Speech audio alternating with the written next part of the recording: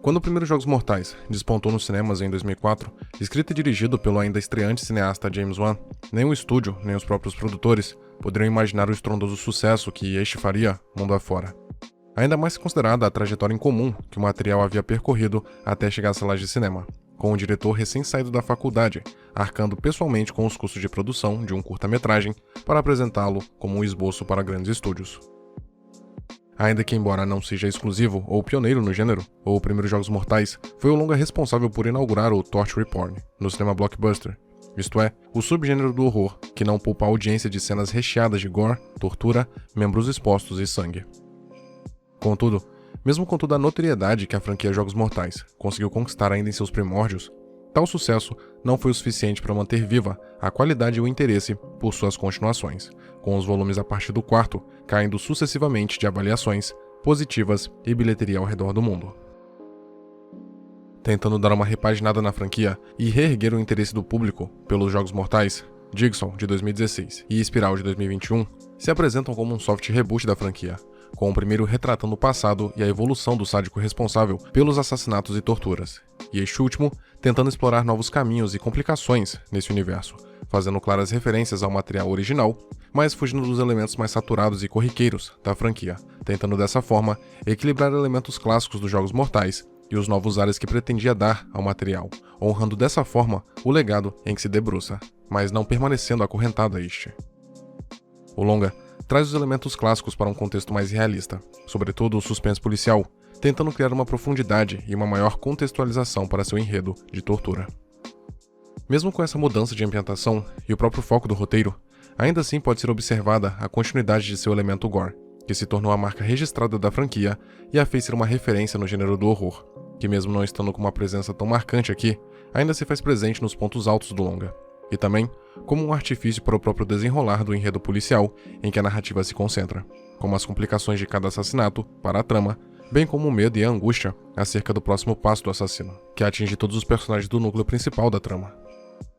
Essa ambientação mais dramática e com maior tempo de tela para o desenvolvimento do suspense é o que diferencia fatalmente Espiral dos demais filmes da franquia Jogos Mortais, o tornando não uma continuação direta, mas um derivado.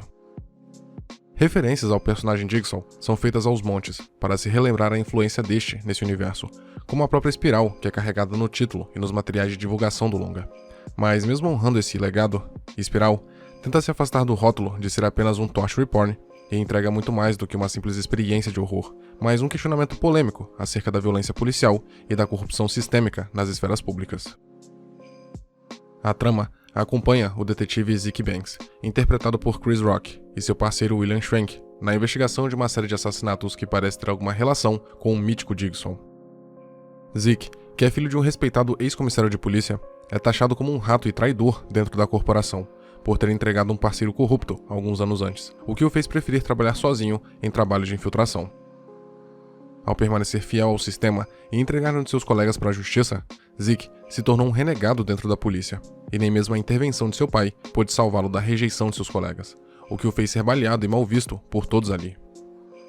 No presente da trama, ao investigar o que parecia ser um acidente envolvendo um mendigo nos trilhos do metrô, Zeke logo percebe que tal morte, na verdade, se trata de uma ação premeditada e direcionada contra um de seus colegas de corporação, que fora brutalmente torturado antes de encontrar seu fim derradeiro pelo veículo em alta velocidade. E o que faz questionar a verdadeira natureza e intenção dos assassinatos que ocorrem ao longo da narrativa e a ligação com as espirais que são deixadas para trás nas cenas de crime.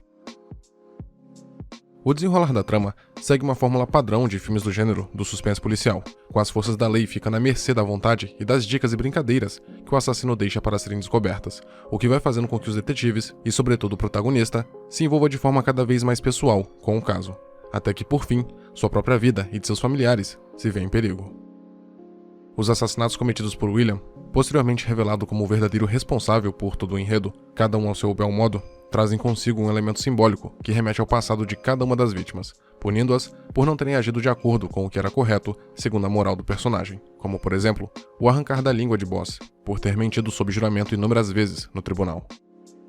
Em virtude disso, fica inevitável a comparação com a trama de Seven, os 7 Pecados Capitais, que da mesma forma apresenta um assassino disposto a desafiar e testar os limites da lei e da própria polícia naquilo que chama de justiça. o desfecho da relação conturbada que Zeke mantinha com seu pai, bem como a revelação da identidade do assassino, acabam levantando o grande questionamento que o filme tenta transpor, mudando essencialmente a visão que o protagonista mantinha de si próprio e de toda a corporação. Enquanto ainda investigava os primeiros assassinatos cometidos por William, Zeke demonstra sentir verdadeira fúria pelo assassino e, acima de tudo, deseja trazer o responsável à justiça para vingar a morte de seus colegas de corporação. Contudo, conforme o caso vai ficando mais complexo e mais pistas, dicas e bilhetes vão sendo deixados para o detetive, mais a mente deste vai questionando se as mortes eram de fato não merecidas. E somado a isso, ao descobrir os passados controversos, corruptos e cheios de omissões de seus colegas, o protagonista percebe que as mortes, afinal, não continham motivos banais ou sádicos, mas serviam como uma forma de punição, através da única justiça que poderia alcançar esses personagens, que se viam protegidos pela lei e pela farda. Essa dúvida acerca de qual caminho seguir e a mudança no pensamento do protagonista fica ainda mais evidente no momento em que este descobre a verdadeira identidade do assassino, com Zeke hesitando inúmeras vezes em salvar seu pai ao descobrir que o ex-comissário também havia colaborado para a desvirtuação da polícia como instituição. No fim, mesmo voltando atrás, tentando salvar Marcus e lutando contra William, o simples ato do protagonista em hesitar, agir e se ver tentado a abandonar toda a sua carreira e princípios para se juntar ao assassino e punir os membros da corporação que, em suas concepções, mereciam tal julgamento, prova que o argumento do assassino, embora levado até as últimas causas com as torturas seguidas de assassinatos, continha um ponto convincente e pertinente por si só, de que a violência e a opressividade da polícia não poderiam continuar impunes. Questionar as ações da polícia e das demais instituições do Estado não é uma exclusividade de obras cinematográficas, mas sim um processo natural em toda a sociedade humana, que contém a liberdade de expressão, e Espiral, surfando na onda dos movimentos sociais que tomaram os Estados Unidos após a morte de George Floyd e o surgimento do Black Lives Matter, tenta elucidar o problema da violência policial e da impunidade, buscando dessa forma atribuir a si próprio uma maior profundidade de enredo, utilizando um problema que marca presença no noticiário atual. A caracterização que William recebe, enquanto ainda não havia tido sua identidade revelada, por exemplo, com a utilização da cabeça de um porco e as demais aparições que o animal faz nas fitas e cenas de crime, faz uma clara referência ao fato de que o termo pig, porco, no original em inglês, é usado como uma ofensa para policiais enquanto estes exercem seu ofício. Da mesma forma, o cast de atores negros para os papéis principais do lado dos mocinhos pode ser interpretado como uma forma de lhes dar maior protagonismo no cinema, demonstrando a forte influência que os movimentos sociais exercem sobre a trama. Como é revelado em um diálogo entre o protagonista e seu ex-parceiro de investigações, o qual foi delatado por Zeke no passado, a 8ª emenda constitucional era usado a rodo pelos policiais no passado para justificar seus atos e lhes dar carta branca para agir como bem quisessem, desde a omissão de socorro até assassinatos sem qualquer justificativa.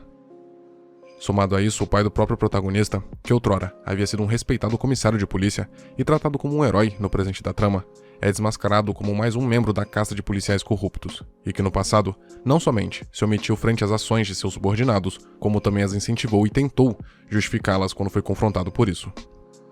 Nas palavras de Marcus, deixar que os policiais agissem como bem entendessem e, por vezes, oprimissem a população e testemunhas, fez com que a taxa de homicídios zerasse e que o medo fosse extinto das ruas. Entretanto, o que Espiral tenta demonstrar é que o medo não foi extinto, mas transferido da criminalidade para a própria instituição policial, e que essa paz forçada tinha um custo que somente os vulneráveis conseguiam sentir, e que nada podiam fazer para se proteger, até a chegada de William, que através de seus métodos inortodoxos e além dos limites da lei, conseguiu proporcionar aos membros corruptos da polícia o medo que outrora instauraram naqueles que estavam abaixo de si. Os atos de William, que em momento algum são defendidos pela trama, servem para que, através do choque e do horror, se chame a atenção para a punição que muitas vezes não chega àqueles que a merecem, mas que de alguma forma deveria existir e chegar mesmo assim. No fim, o recuo de William e a sua perseverança em permanecer fiel aos valores que considerava corretos, o que o fez aguentar por todos os anos as provocações e insultos dentro da corporação, demonstram que há um caminho dentro da legalidade e correto para corrigir os problemas e a corrupção sistêmica dentro da instituição policial. Mas o simples fato de que um homem íntegro e moral como Zeke ter sido tentado a corrigir de forma tão brutal o problema da violência policial mostra que, escancarado ou não, há um problema no modus operandi da polícia, e mudanças se tornam mais do que necessárias para conter os abusos, a violência e a impunidade. Tentando inaugurar um novo capítulo para o universo de Jogos Mortais e se beneficiar de um título de politicamente correto, Espiral aposta no suspense policial e no questionamento das ações desses agentes para vender seu enredo, utilizando até mesmo o gore marcante da franquia, para desenrolar essa trama, e mesmo que ao seu modo questionável, evocar alguma justiça e punição para a corrupção e os abusos de poder desses personagens. O protagonista, Zeke, acaba se tornando um grande herói e vítima, não à toa, pois, mesmo enxergando e sendo uma das maiores vítimas de toda a corrupção do sistema, este, mesmo assim, não se corrompeu e, além disso, não se permitiu recorrer a uma justiça feita com as próprias mãos, reforçando que há um outro caminho, dentro dos limites da legalidade, para levar a justiça àqueles que a merecem, pois a justiça, mesmo que tarde, pune.